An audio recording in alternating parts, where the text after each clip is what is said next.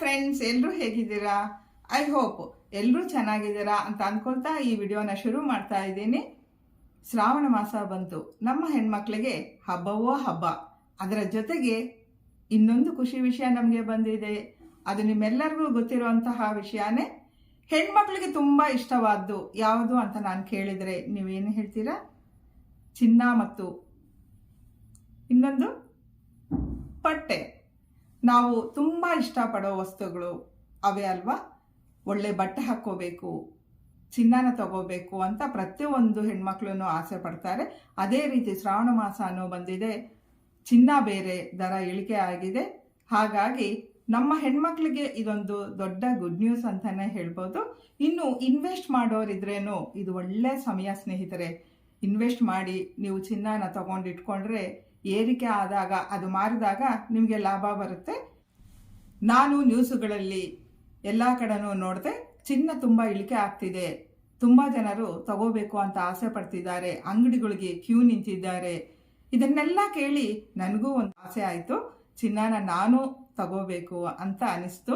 ಆದರೆ ನಾವು ಅಂಥ ಶ್ರೀಮಂತರಲ್ಲ. ಹಾಗಾಗಿ ನಮಗೆ ಎಷ್ಟು ಆಗುತ್ತೋ ಅಷ್ಟು ಚಿನ್ನನ ತಗೊಂಡು ಇಟ್ಕೊಳ್ಳೋಣ ಅನ್ನೋ ಒಂದು ಆಸೆಯಿಂದ ನಿನ್ನೆ ನಾನು ಮಲ್ಲೇಶ್ವರಂನಲ್ಲಿ ಇರುವಂತಹ 2-3 ಶಾಪ್ಸ್ನ ವಿಸಿಟ್ ಮಾಡಿದೆ.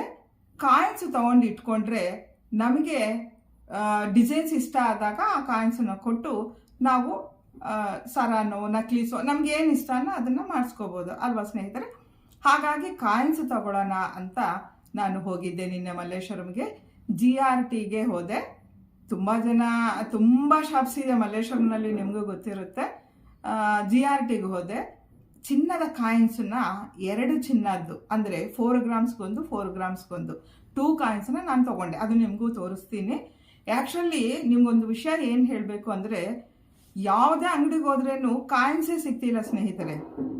ಮೋಸ್ಟ್ಲಿ ಅವರು ಇವಾಗ ರೇಟ್ ಕಡಿಮೆ ಇದೆ, ಹಾಗಾಗಿ ಇವಾಗ ಕೊಡೋದಕ್ಕೆ ಹಿಂಜರಿತಾ ಇದ್ದಾರಾ ಜ್ಯುವೆಲ್ಲರೀಸ್ ಮಾಲೀಕರು ಅಂತ ಅನಿಸ್ತು ನನಗೆ.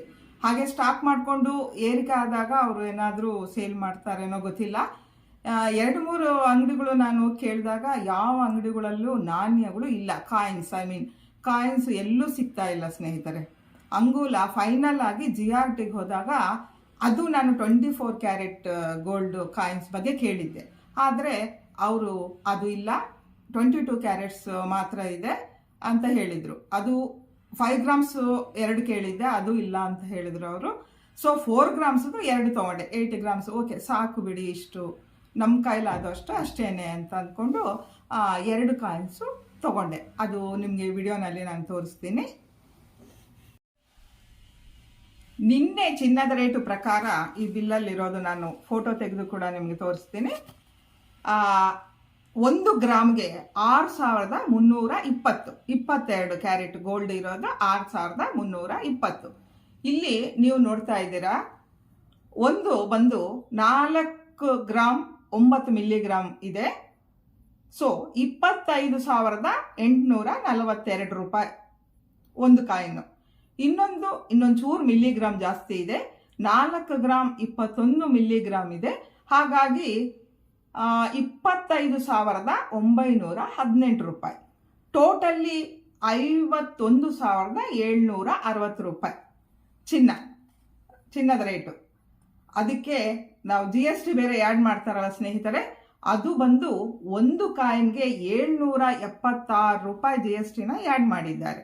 ಸೊ ಎರಡಿಗೂ ಸೇರಿಸಿ 1,600 ರೂಪಾಯಿ GST, 2 ಕಾಯಿನ್ಗೂ ಸೇರಿ 1,600 ರೂಪಾಯಿ GSTನ ತಗೊಂಡಿದ್ದಾರೆ. ಹಾಗಾಗಿ ಟೋಟಲ್ ಆಗಿ ನನಗೆ ಈ 2 ಕಾಯಿನ್ಸಿಂದ ಗೋಲ್ಡ್ ಪ್ಲಸ್ GST ಸೇರಿ 53,313 ರೂಪಾಯಿ 53,313 ರೂಪಾಯಿ ಬಿದ್ದಿದೆ ಸ್ನೇಹಿತರೆ. ನೋಡ್ತಿದ್ದೀರಾ ಕಾಯಿನ್ಸು, ಈ 2 ಕಾಯಿನು ಸೇರಿ 53,313 ರೂಪಾಯಿ ಬಿದ್ದಿದೆ. ಒಟ್ಟಿನಲ್ಲಿ ಚಿನ್ನ ಕಡಿಮೆ ಆಗಿದೆ ಅಂತ ನಾನು 4 ಗ್ರಾಮ್ ಗೋಲ್ಡು ಎಷ್ಟಕ್ಕೆ ತಗೊಂಡೆ, ಎಲ್ಲಿ ತಗೊಂಡೆ ಅನ್ನೋದನ್ನು ಈ ವಿಡಿಯೋನಲ್ಲಿ ನಿಮಗೆ ತಿಳಿಸಿದ್ದೀನಿ. ಈ ವಿಡಿಯೋ ನಿಮಗೆ ಇಷ್ಟ ಆದರೆ ಲೈಕ್ ಕೊಡೋದು ಮರಿಬೇಡಿ. ಮತ್ತೊಂದು ವಿಡಿಯೋನಲ್ಲಿ ವಿತೌಟ್ ಇನ್ವೆಸ್ಟ್ಮೆಂಟ್ ಎಲ್ಲರೂ ಮನೆಯಲ್ಲೇ ಕೂತು ಬಿಸ್ನೆಸ್ ಮಾಡಿ ಲಾಭವನ್ನು ಹೇಗೆ ಪಡ್ಕೊಳ್ಳೋದು ಅನ್ನೋ ಮಾಹಿತಿಯನ್ನು ನಿಮ್ಮ ಜೊತೆ ಶೇರ್ ಮಾಡ್ಕೊಳ್ತೀನಿ. ಹಾಗಾಗಿ ಮುಂದಿನ ಅಪ್ಡೇಟ್ಸ್ಗಾಗಿ ನನ್ನ ಚಾನಲ್ನ ಕೂಡಲೇ ಸಬ್ಸ್ಕ್ರೈಬ್ ಮಾಡಿಕೊಂಡು ಪಕ್ಕದಲ್ಲಿರೋ ಬೆಲ್ ಬಟನ್ನ ಪ್ರೆಸ್ ಮಾಡಿ ಆಲ್ ಅಂತ ಸೆಲೆಕ್ಟ್ ಮಾಡಿ ನಾವು ವಿಡಿಯೋ ಅಪ್ಲೋಡ್ ಮಾಡಿದ ತಕ್ಷಣ ನಿಮಗೆ ನೋಟಿಫಿಕೇಶನ್ ಬರುತ್ತೆ. ಎಲ್ಲರಿಗೂ ಧನ್ಯವಾದಗಳು ಸ್ನೇಹಿತರೆ.